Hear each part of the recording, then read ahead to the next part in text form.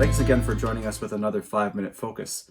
I was recently talking to somebody about a news story where a family is on this lake. They have a rented boat and they find themselves caught up in this current, and they get sucked in close to this dam and find themselves stuck teetering on the edge of a large waterfall that was been created by this dam on the edge of the lake.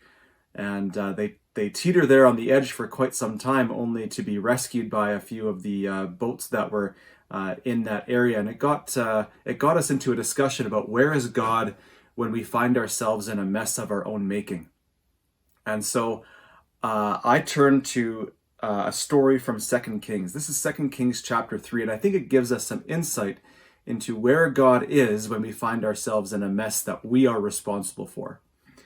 And so in 2 Kings chapter 3, we find King Jehoshaphat of Judah, who is a godly king, is called upon by his ally, the king of Israel, Jehoram, to come to battle with him.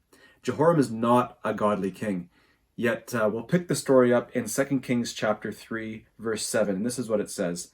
And he went out and sent word to Jehoshaphat, king of Judah, "The king of Moab has rebelled against me. Will you go to battle against Moab?" And he said, "I will go. I am as you are, my people as your people, my horses as your horses." Then he said, "By which way shall we march?" Jehoram answered, "By way of the wilderness of Edom." So here we see this initially seems quite noble of Jehoshaphat. His ally from Israel comes and says, "I'm going to battle with Moab. Will you come with me?" And immediately Jehoshaphat says yes. And then he asks Jehoram, "By which way are we going to get there?" And he answers, "We're going to go through the desert of Edom." And while this all looks quite noble by Jehoshaphat, we realize that nowhere in this story has he inquired of the Lord. Should he go to battle? How should they get there? At no point in this story has he inquired of the Lord. And then in verse 9, "So the king of Israel went with the king of Judah and the king of Edom. And when they made a circuitous march of 7 days, there was no water for the army or for the animals that followed. Then the king of Israel said, 'Alas, the Lord has called these 3 kings to give them into the hand of Moab.'" So here we find them, these 3 kings find themselves in a very difficult situation where they believe that they've been given into the hands of the Moabites and they're going to lose this battle. And it's at this point when they find themselves in this mess that Jehoshaphat must have been thinking, "Oh, wait a minute, I didn't inquire of the Lord about any of this yet." And that's why we find ourselves in such a dangerous situation. Verse 11, "And Jehoshaphat said, 'Is there no prophet of the Lord here through whom we may inquire of the Lord?' Then one of the king of the Israelites' servants answered, 'Elisha the son of Shaphat is here, who poured water on the hands of Elijah.'" And so now finally, when they find themselves in this mess, that's when they inquire of God. And we read later in the story that God is faithful to deliver them out of the hands of the Moabites, and they're able to win the battle.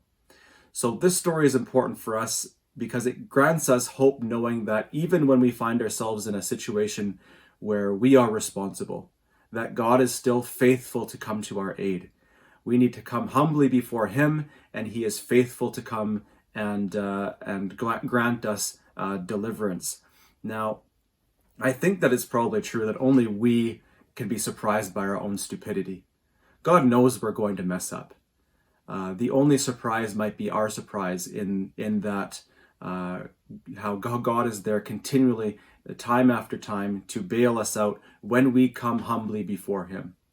So if you find yourselves in a situation that's difficult or a mess, and you see your responsibility in the mess that you're caught up in, don't cower away from God.